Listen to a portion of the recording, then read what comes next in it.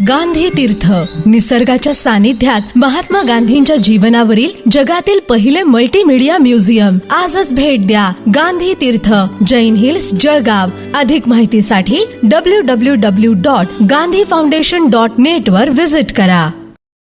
नमस्कार, आपण पाहत आहात अदालत टाइम्स न्यूज. नमस्कार, मी डॉक्टर सागर विवेक काकतकर. नाशिकमध्ये मी अशोका मेडिकल हॉस्पिटलमध्ये ऑर्थोपेडिक सर्जन म्हणून कार्यरत आहे.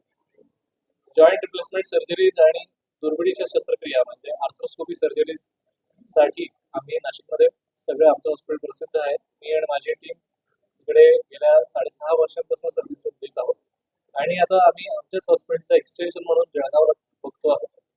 दर महिन्यामध्ये तिसऱ्या गुरुवारी जळगावमध्ये आम्ही मेडिकल हॉस्पिटल ऑर्थोपेडिक डिपार्टमेंटची ओपीडी आणि मी स्वतः त्यावेळेला असणारच आहे.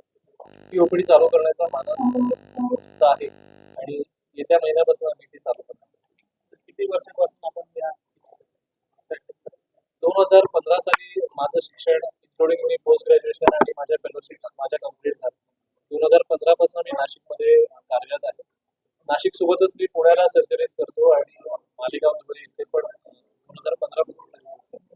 आता जळगावला पुढे करणार Piyush hospital, ring road, Jalgaon. Piyush hospital कधी असणार? तिसऱ्या गुरुवारी सकाळी ओपीडीला साधारण 10:30-11 वाजेपर्यंत. प्रथम फी किती राहील सर पेशंटची? प्रथम फी हे पियुष हॉस्पिटलशी डिस्कस केल्यानंतर आम्ही सांगू, पण साधारण 550 रुपये हे फर्स्ट कन्सल्टेशन असेल. जॉईंट रिप्लेसमेंटचं जे ऑपरेशन राहील एका पायाची सर्जरीची किती पर्यंत खर्च लागतो? सो जॉईंट रिप्लेसमेंट मध्ये आपण खुबा आणि गुडघा हे दोन्ही रिप्लेस करतो पायांमध्ये. खुब्याच्या रिप्लेसमेंटला आम्ही फक्त इम्पोर्टेड सांधे वापरतो आणि त्याच्याने साधारण 2 लाखापर्यंत एका खुब्याचा सर्व खर्च होतो मेडिसिन वगळता.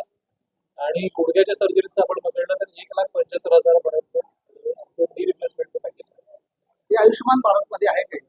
नाही, आयुष्यमान भारत मध्ये ह्याच्यातली कुठली सर्जरी अजून कव्हर केली जात नाही.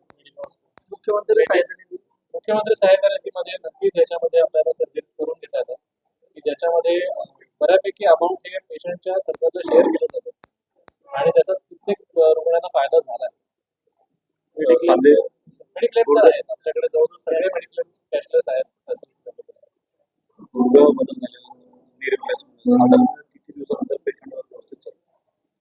सो नशिबाने आता ज्या क्वालिटीचे जॉईंट्स आलेत आणि त्याच्यात आम्ही रोबोटिक्स वापरून आता अजून सर्जरीसाठी लागणारा वेळ कमी झाला, कट कमी झाला.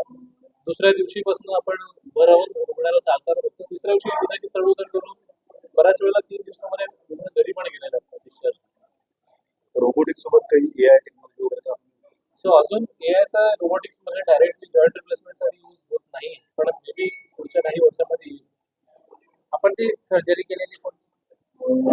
आता आपले जे रुग्ण आहेत इकडचे ज्यांना आज मला भेटायला होते ओपीडीसाठी, याचं हिप रिप्लेसमेंट मी केलंय. त्यांचा आज 16वाच दिवस आहे. ते आरामात जिना वगैरे चढतायत, उतरतायत.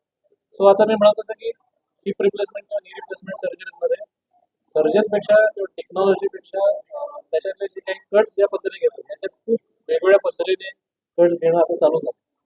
सो मी भारतभर direct enter approach heap replacement म्हणून आहे, special type of heap replacement त्याचा इन्स्ट्रक्टर म्हणून जातो. आम्ही मागच्या महिन्यातच 50 पेक्षा जास्ती डायरेक्ट एंट्री हिप रिप्लेसमेंटचा आकडा पार केला, जो अजून नॉर्थ महाराष्ट्रामध्ये कुठेच झालेला नाही. सो ह्या काही पद्धतीने आपल्याला फार फास्ट रिकव्हरी होऊ शकतो.